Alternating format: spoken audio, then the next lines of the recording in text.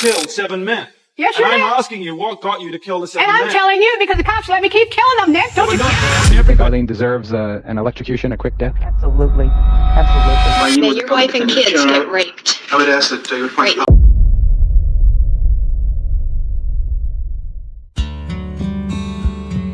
Aileen Carol Pittman was born on February 29, 1956 in Rochester, Michigan, a Detroit suburb. Her mother, Diane Wuornos, married Aileen's father, Leo Pittman, when she was 14 and he was 18 on June 3, 1954. Aileen's older brother, Keith, was born on March 14, 1955. Shortly after less than 2 years of marriage and 2 months before Aileen's birth, Diane filed for divorce, giving birth to Aileen at the age of 16.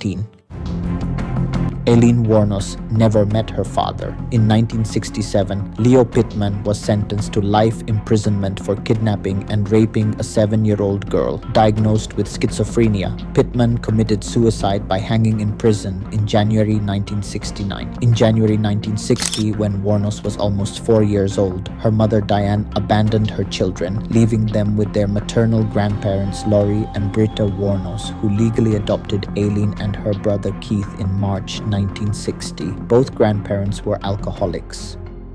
Aileen Wuornos claimed her grandfather sexually assaulted and beat her as a child, forcing her to strip before assaulting her. By age 11, she engaged in sexual activity at school for cigarettes, drugs, and food, and also with her brother. At 14, she became pregnant after being raped by a friend of her grandfather, identified by friends as a local pedophile in his 60s. Aileen Wuornos gave birth to a son in March 1971 and was forced by her grandfather to give him up for adoption. Shortly after, she dropped out of school and her grandmother died. At 15, her grandfather kicked her out, leading her to live in the woods and support herself through prostitution.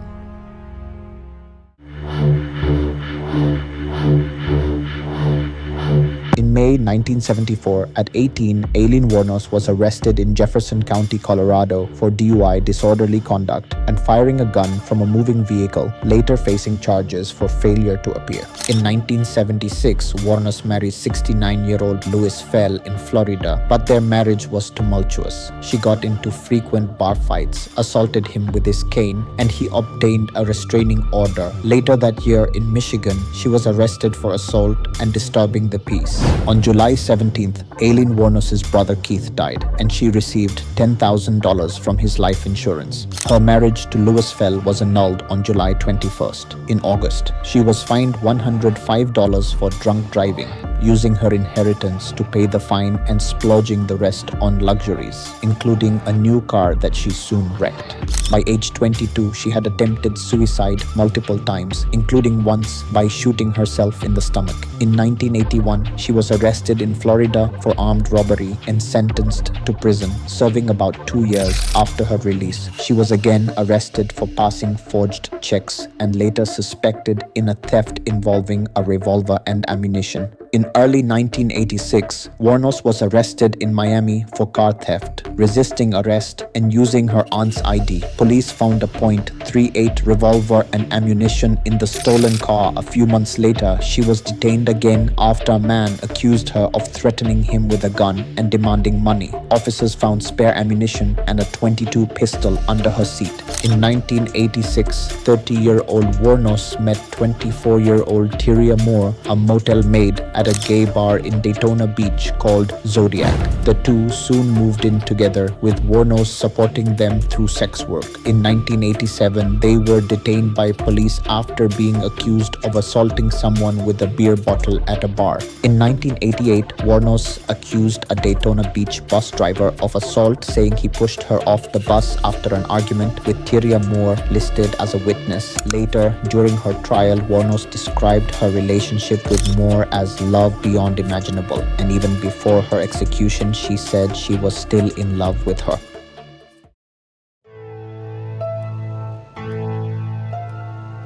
Wuornos killed 7 men over the span of a year, all of whom were motorists aged between 40 and 65. Her first victim was Richard Mallory, a 51-year-old electronics store owner from Clearwater, murdered on November 30th, 1989. Wuornos claimed he had beaten and raped her after driving her to a remote area, saying she killed him in self-defense. It was later revealed that Mallory had a prior conviction for attempted rape, though Wuornos mentioned this only at her trial.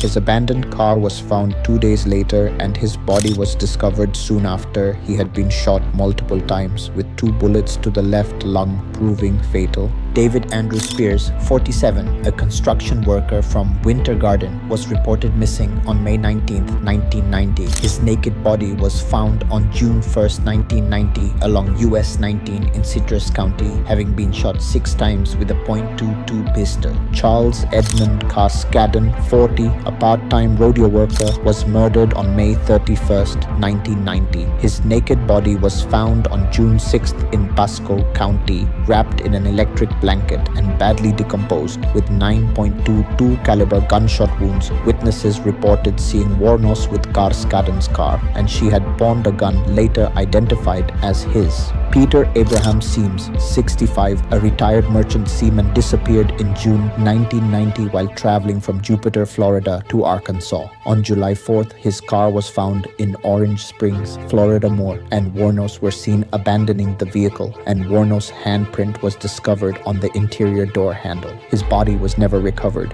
Troy Eugene Burress, 50, a sausage salesman from Ocala, Florida, was reported missing on July 31st, 1990. His body was found on August 4th in a wooded area along State Road 19 in Marion County, having been shot twice.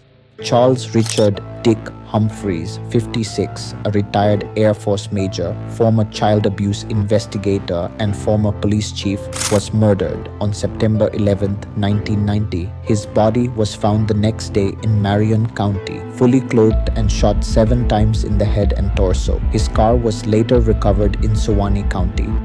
Walter Gino Antonio, 61, a trucker, security guard, and reserve police officer, was found nearly naked and shot 4 times on November 19, 1990, near a remote logging road in Dixie County. His car was discovered 5 days later in Brevard County.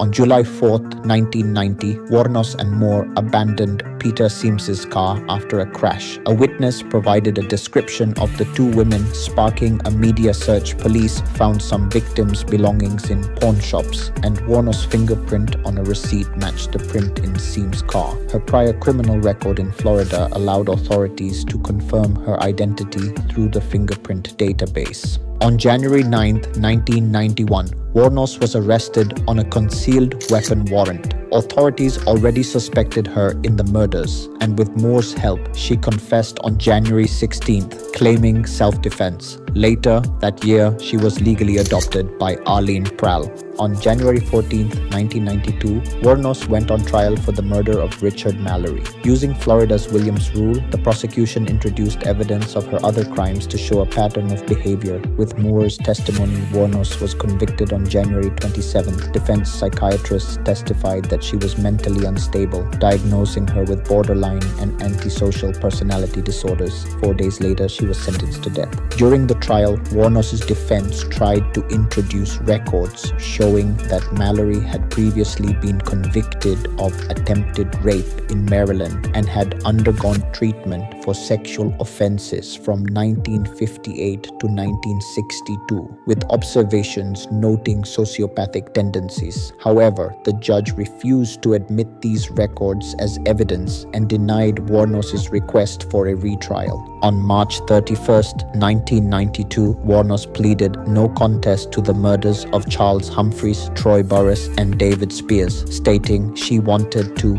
get right with God and clarifying that only Mallory had violently raped her. She received 3 more death sentences in May 1992. In June, she pleaded guilty to killing Charles Cascadden, receiving a 5th death sentence. And in February 1993, she pleaded guilty to murdering Walter Antonio, receiving a 6th. No charges were filed for Peter Seams, whose body was never found.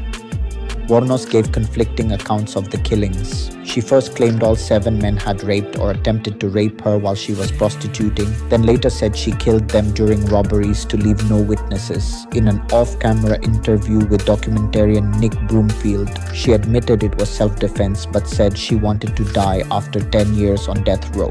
Wuornos was held on death row at Broward Correctional Institution before being moved to Florida State Prison for execution. Her appeal to the U.S. Supreme Court was denied in 1996. In 2001, she filed a petition with the Florida Supreme Court asking to dismiss her lawyers and drop all appeals, openly admitting the killings and saying she would do it again. She wrote that she hated human life and wanted to stop the appeals. Although her attorneys argued she was not competent to make that decision, a court-appointed psychiatric panel found her competent. In 2002, Wuornos began claiming that prison staff were contaminating her food and mistreating her. She said guards were trying to drive her to suicide and even spoke of wanting to assault her before execution. Wuornos also complained about harsh strip searches, tight restraints, poor living conditions, and verbal harassment. She threatened to refuse food and showers when certain officers were on duty, saying she was forced to wash in her cell sink. Her attorney stated that she only wanted humane treatment and genuinely believed her claims. In the weeks before her execution, Wuornos gave interviews to documentarian Nick Broomfield, speaking about meeting God, Jesus, and angels. She claimed her mind had been tortured at BCI, describing food poisonings and other abuses intended to make her appear insane. She also expressed anger at society, the police, and the system, saying a raped woman had been executed and exploited for books and movies. Her final on-camera words were, "Thanks a lot, society, for railroading my ass." A childhood friend later clarified that her anger was aimed at society and the media, not at Broomfield personally. Wuornos was executed by lethal injection on October 9, 2002, declining a last meal and having only a cup of coffee. Her final words referenced sailing with Jesus and returning like in Independence Day. She died at 9:47 a.m., becoming the second woman executed in Florida and the 10th in the US since 1976. Her body was cremated and her ashes were scattered beneath a tree in Michigan by her childhood friend. At her request, Natalie Merchant's song Carnival was played at her funeral and later used in Broomfield's documentary about her. Wuornos' crimes have been linked to her psychopathy and traumatic upbringing.